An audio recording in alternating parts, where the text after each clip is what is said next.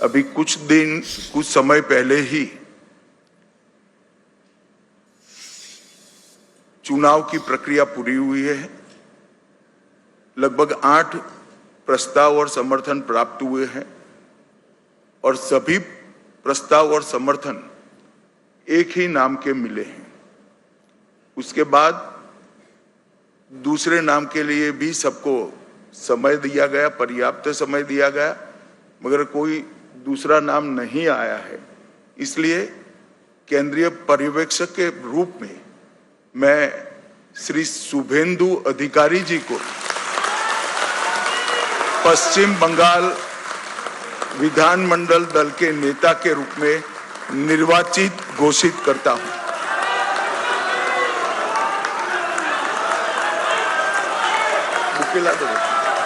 Bouquet এরপর আমরা অনুরোধ করব আমাদের এইচএম স্যারকে এবং উড়িষ্যা সিএম স্যারকে এবং আমাদের স্টেট প্রেসিডেন্ট আমাদের শ্রমিক ভট্টাচার্যজিকে মালা এবং ফুলের মালা এবং আমাদের দুর্গা মাতার ছবি দিয়ে ওনাকে সংবর্ধনা করা।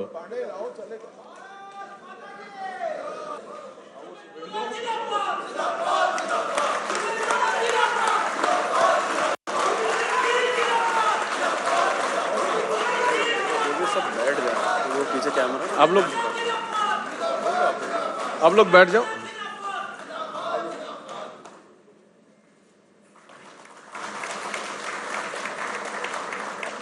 আমাদের উড়িষ্যা সিএম আমাদের মোহন মাঝিজি সংবর্ধনা করলেন।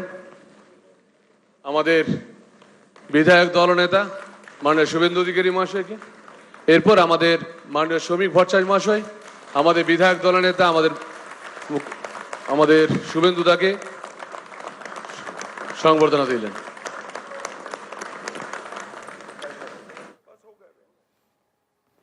तर आपण पाहतोय उद्या सकाळी 11 वाजता शपथविधी होणार आहे। शुभेंदू अधिकारी पश्चिम बंगालचे नवीन मुख्यमंत्री होणार आहे। शुभेंदू अधिकारी पश्चिम बंगालचे नवे सीएम होणार आहेत। ही मोठी बातमी आपण आत्ताच्या क्षणाची पाहतोय। भाजपनं पश्चिम बंगालमध्ये मोठं बहुमत मिळवल्यानंतर आता पश्चिम बंगालमध्ये भाजपची सत्ता आलेली आहे। 15 वर्षाची सत्ता उलथवून लावून यावी भाजप पश्चिम बंगालमध्ये मोठ्या मताधिक्याने जिंकून आता सत्ता स्थापनेचा दावा केलेला आहे। शुभेंदू अधिकारी हे भाजपाचे पश्चिम बंगालचे मुख्यमंत्री असणार आहेत। उद्या सकाळी 11 वाजता त्यांचा शपथविधी होणार आहे।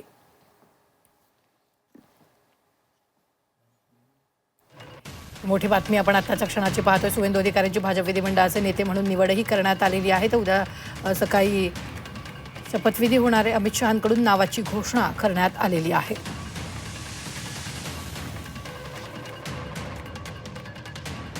मोठी बातमी आपण आत्ताच्या क्षणाची पाहतोय ती म्हणजे शुभेंदू अधिकारी पश्चिम बंगालचे मुख्यमंत्री आणि गटनेतेपदी सुद्धा त्यांची निवड इथं करण्यात आलेली आहे।